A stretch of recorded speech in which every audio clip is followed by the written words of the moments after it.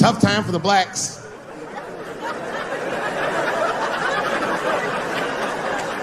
These are not good times for the blacks. I don't know if you know what I'm talking about, right? Police are killing us again. It's a very unfortunate set of circumstances because we were doing very well. You know, America has a racial hot seat. I think we can all agree that that's the truth. And we can also agree that that hot seat is traditionally occupied by African Americans in general, African American men in particular. Although I can see that in recent years, that seat has been occupied by Mexicans, and I dare say Arabs. And we, the black Americans, would like to thank you both for your sacrifice and your struggle. We needed a break. We needed a goddamn break. We all go through something, but at least I can leave my backpack someplace. If you Arab and forget your backpack, you got about 20 minutes before they send that robot to blow your shit up. Fuhad. Now ISIS is #1 on the terrorist charts. And ISIS is fucking scary. Because if ISIS catches you, they're going to cut your head off. That's what they do. I've seen them do it on YouTube. It was fucking awful. He looked right in the camera and say, "Obama, I am back." I saw that shit. I said, oh my God. Don't like.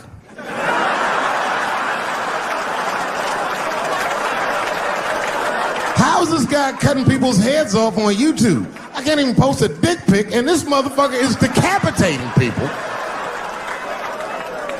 I'm gonna have to change my settings. You know, everyone has it hard, but I think harder than black people and harder than Arabs and harder than Mexicans, you know who has it the worst? Fat black people.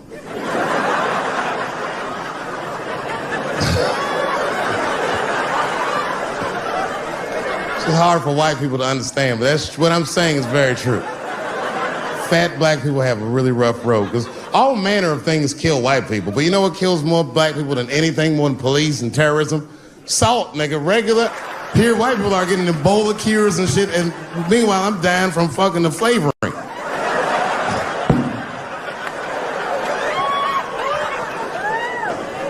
Look, honestly, I'll stop talking about it. Let me say this, though. Let me just say this. Can we all just say that we've seen it coming? Were you surprised? It's like when that guy threw that banana at me.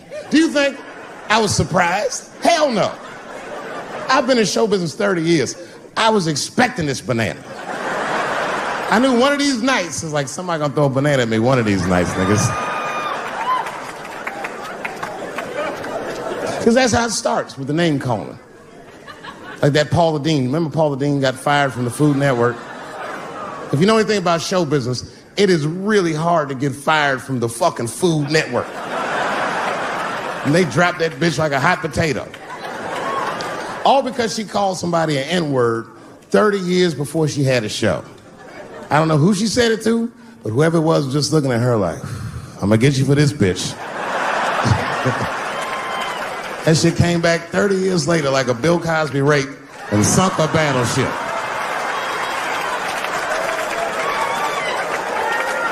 And every black person was mad, but we weren't like that mad.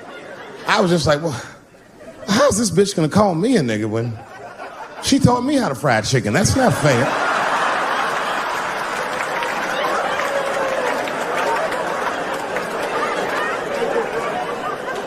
I think Donald Sterling shit was more serious. Remember Donald Sterling? He used to own the Clippers, and then he got caught on a secretly recorded tape saying some very unsavory things about African Americans. And there's a lesson in that for all of us.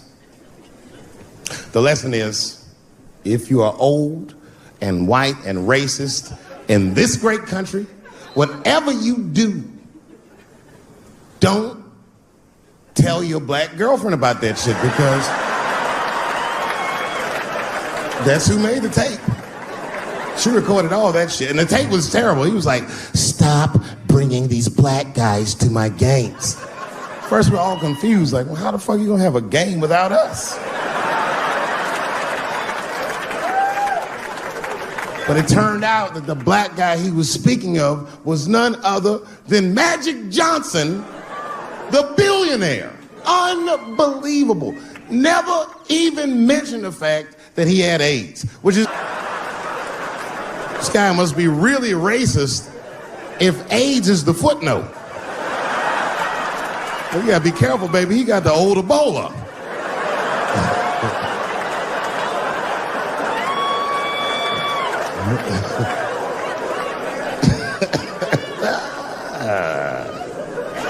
You can say what you want about that girl, but I'm gonna tell you right now, she is a goddamned hero. Because you might have thought these things were happening before, but now you can see it all in front of you without a shadow of a doubt. That shit actually went down. She sucked that old guy's dick. She really took one for the team on that one. That's really gross. This dick is like 80 years old. It's like tasting history. Like 5 wars on it, civil rights movement, the Great Depression. This guy's been fucking from 40 years before Bill Cosby's first rape. This is a very old man. It's a very old penis. But all that shit is still, it's just name calling. Like, name calling does not break the modern black man. That's not gonna do the trick. I don't give a fuck about that. Like, if I went to Kentucky Fried Chicken, Ku Klux Klan, hood on top of their head, what do you think I'm gonna do in this day and age? Run out Kentucky Fried Chicken? Not if I'm hungry. I'll go straight to the front. Hey, man, let me get a 2-piece. I don't give a fuck what he says. You want a biscuit with that, nigger? I thought it came with a biscuit. What's all this attitude? I want a 2-piece. Chop, chop. You know what it is. But I'm not going to be mad. Why would I be mad? He's the one that's got to work at Kentucky Fried Chicken, not me.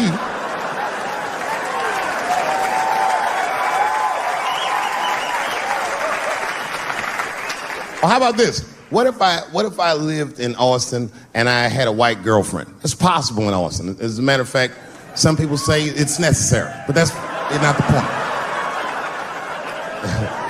And me and my white girlfriend at home one night and we're just doing what lovers do. Maybe she's butt naked and she's down on one knee giving me a hand job. I love a good hand job. And she's really jerking me off. You know, getting her obliques nice and tight. I got a huge dick, so she's like,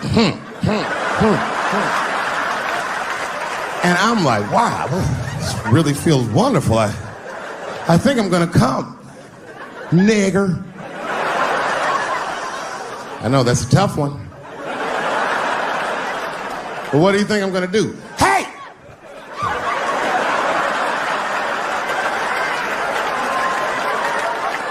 That's no time for integrity, ladies and gentlemen. I'm busting that nut in her face. I'll sort through the ethics later.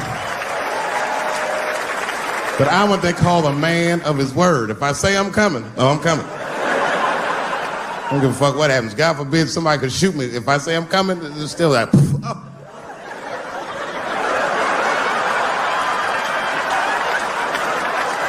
Doesn't mean I like getting shot.